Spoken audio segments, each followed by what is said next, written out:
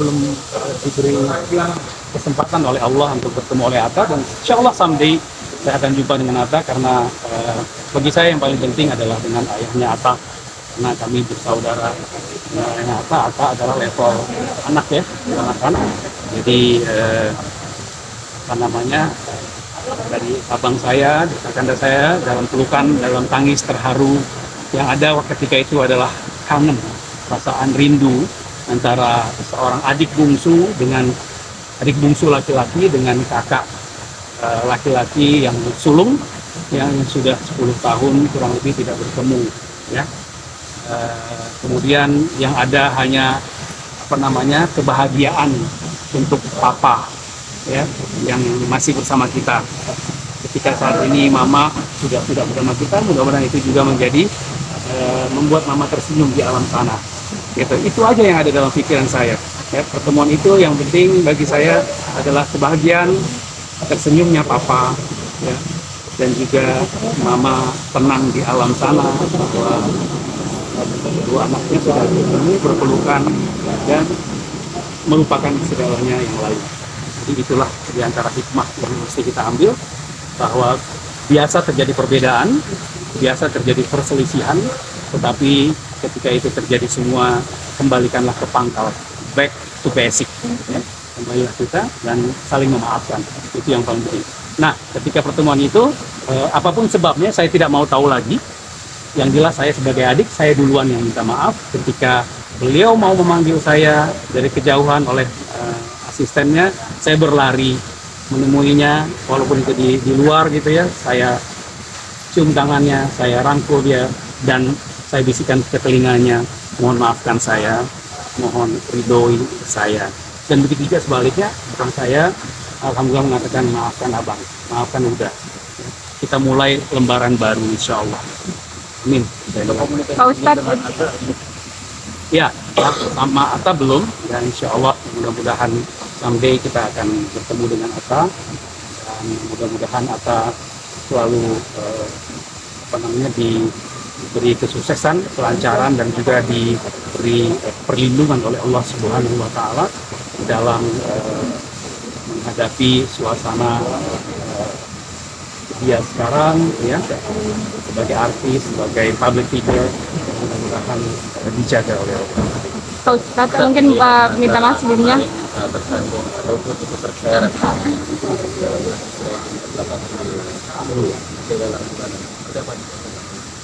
Kalau kasus Atta, terus terang saya tidak terlalu mengikutinya, belum mengikutinya, dan tentu sebagai orang tua, sebagai paman atau omnya, kami pasti mendoakan semoga apapun masalah atau kasus yang ada, mudah-mudahan dicarikan jalan keluarnya oleh Allah ya, dan mudah-mudahan selesai dengan baik. Kita mendoakan itu, kita mendoakan yang terbaik, dan tidak ada masalah yang berarti di belakang itu. Pak Ustadz, minta maaf sebelumnya terkait yang kasus dengan abang sendiri, itu mungkin itu dari 10 tahun itu kan lumayan lama. Mungkin itu awalnya seperti apa sih, dan mungkin itu selama 10 tahun itu mungkin ada berusaha komunikasi dari Pak Ustadz sendiri dengan keluarga sebelah, atau seperti apa selama mungkin? Ya, jadi terus terang saya tidak mau memperdalam atau membuka lembaran lama, karena sudah terbuka lembaran baru yang lebih baik ya. Intinya adalah mungkin perbedaan pendapat, mungkin perbedaan cara pandang dalam kami mensikapi, menjaga kedua orang tua kami yang sangat kami sayangi. Itu intinya. Waktu itu mama masih hidup ya, bersama, dan kemudian Ken Halilintar mendapat kesibukan di dunia YouTube dan juga keartisan, dan saya tidak mau menceritakan terlalu panjang apa masalahnya. Bagi saya lembaran baru yang indah, yang berkah sudah dimulai, dan tidak elok untuk kita mengungkapkan apa yang tidak perlu diungkapkan lagi.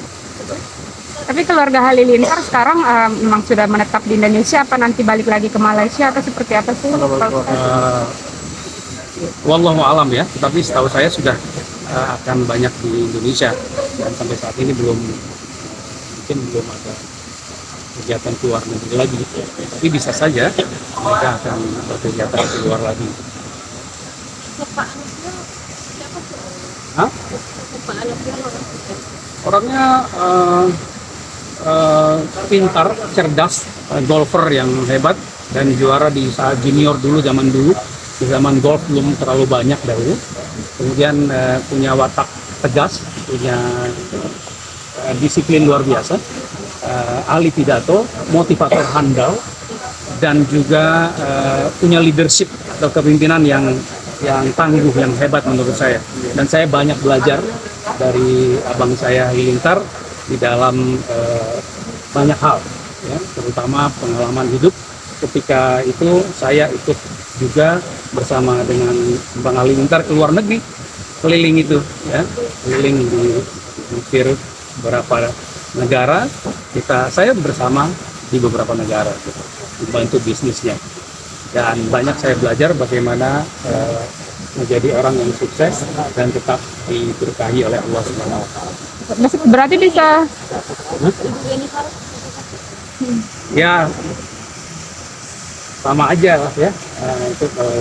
Untuk seorang kakak ipar, ya, yang setia mendampingi abang saya dengan sedemikian karunia anak, ya, 11 dari rahimnya sendirinya, 11 anak yang cukup tangguh, ya, luar biasa, perempuan yang tough, yang istiqomah dan menghadapi ujian hidup ketika susah dulu, dihadapi dengan tabah sama abang saya tentunya. Berarti bisa dibilang kalau golf mempersatukan juga ya, karena sekali ketemu bukan cuma abang tapi sekalian dengan anak-anaknya yang itu juga. Ya, itu yang diucapkan oleh Bang Halilintar ketika itu. Golf ini mempertemukan kita sama-sama, dan itu alhamdulillah. Setelah itu malamnya saya langsung terbang ke luar negeri, ke Amerika kebetulan, dan saya menitipkan papa kepada abang saya karena saat itu papa sedang tidak sehat. Kemudian setelah itu baru kembali ke tanah air dan kita bertemu kembali di Sentul kemarin, dan pertemuan itu lebih indah lagi karena bersama-sama dengan Pak. Melihat mungkin abang sendiri nih ternyata banyak juga yang tidak suka dan berusaha menyerang, seperti beberapa waktu kemarin muncul menyerang, berusaha menjatuhkan. Mungkin sebagai adik melihat seperti apa akan bersatu, maksudnya mendukung gitu, para keluarga besar gitu, keluarga. Tentu Mbak, kita sebagai adik atau kita semua sebagai keluarga tentu berkewajiban mendukung dan membela keluarga kita, persoalan apapun yang timbul, gitu. Jadi tentang apa perselisihan yang ada di luar sana mesti dibuktikan dengan benar dan baik.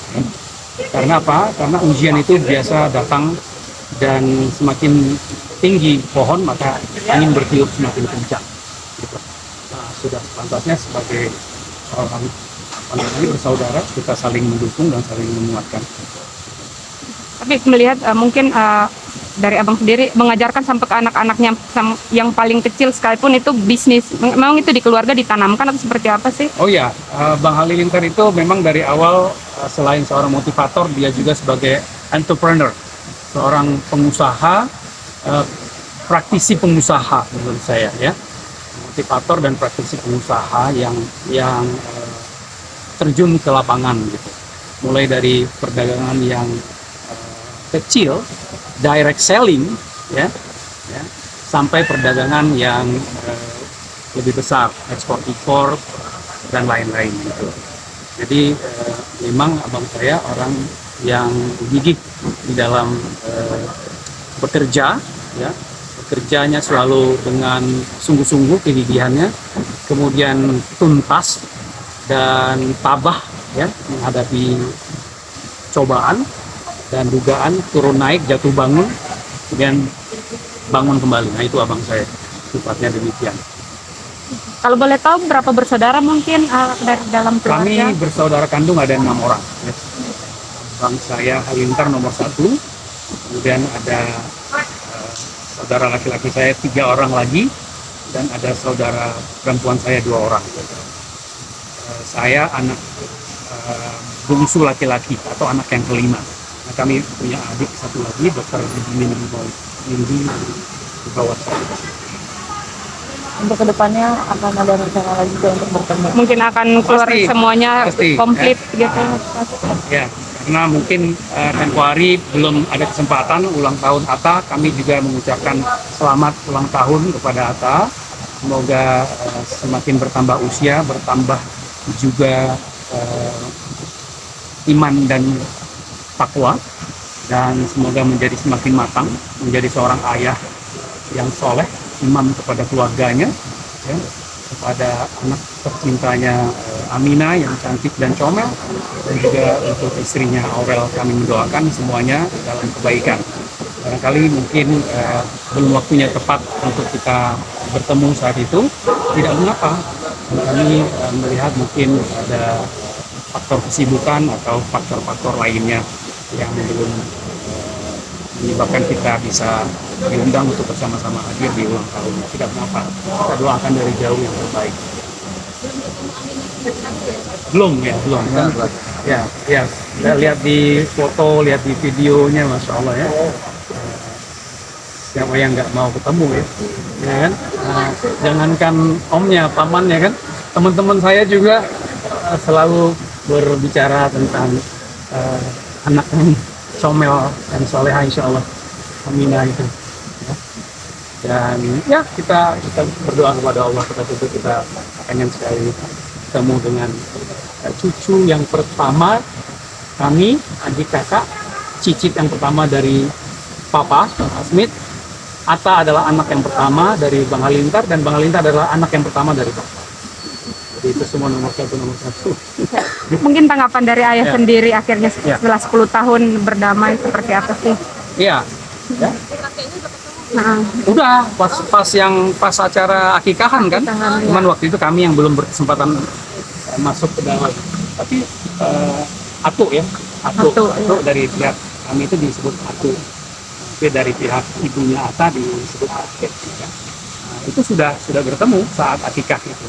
Nah, namun belum punya waktu atau kesempatan lagi untuk bertemu. Insya Allah dalam waktu dekat kita doakan saja kebaikannya. Hanya waktu itu kami yang belum diizinkan untuk bertemu. Bagi saya bukan Atta tidak mengizinkan, tapi Allah yang belum mentakdirkan saya dan abang-abang saya bertemu dengan cucu kami Aminah, ya kan? Yang kami tetap doakan dari jauh, dan kami sangat berharap menjadi anak yang sehat, anak yang cerdas dan soleha, serta selalu dilindungi oleh Allah. kalau dari Pak Smith sendiri ngelihat Oh ya, ini mungkin seperti Papa, apa? Dari Papa kan sebenarnya Papa sudah ditemui oleh Bang Halilintar ketika pertama sekali Bang Halilintar dan keluarga sampai ke Indonesia. Waktu itu masih di Lampung, beberapa bulan yang lalu. Jadi begitu landing, Bang Halilintar langsung menuju ke Lampung. Kalau nggak salah saya sehari sebelum Lebaran gitu, ya. Lebaran, Idul Fitri kalau nggak salah, langsung menuju Lampung. Jadi tidak kemana-mana dulu, tapi menuju rumah abang saya, Andi, yang ada di Lampung, karena Papa saat itu berlebaran di sana. Dan sekaligus menziarahi makam Mama, ya, di Lampung. Hanya kita yang belum sempat bertemu setelah itu. Nah, itulah saat kita ketemu, baru terjadi beberapa minggu yang lalu, sebuah pertemuan yang insya Allah diberkahi oleh Allah, dan pertemuan yang membawa kebaikan untuk kita semua. Sebenarnya kan udah ketemu itu sama saya. Ya itu bisa sampai 2 mungkin sih. Enggak. Ya kita doakan, buat keluarga kita. Jadi gini, kita mesti selalu berbaik sangka. Jadi apa yang bisa saya katakan, berbaik sangka lah. Ada 2 cara berbaik sangka. Satu, berbaik sangka dengan Allah. Karena semua kejadian adalah takdir Allah, betul tidak? Ya kan? Jadi berbaik sangka yang pertama sebenarnya husnuzon itu kepada yang menentukan. kepada yang menciptakan takdir. Takdir itu bisa takdir ujian, bisa nikmat. Takdir itu bisa takdirnya baik, bisa buruk. Tetapi ingat, Allah mengatakan dalam Al-Quran, sesuatu yang kamu lihat itu buruk, belum tentu buruk sebenarnya. Sesuatu yang kamu lihat baik, belum tentu baik. Ya, tetapi Tuhan Maha mengetahui, sedangkan kita tidak mengetahuinya. Jadi untuk siapapun, dalam masalah pribadi, masalah keluarga, bisnis, dan apapun, yang pertama, positive thinking to God.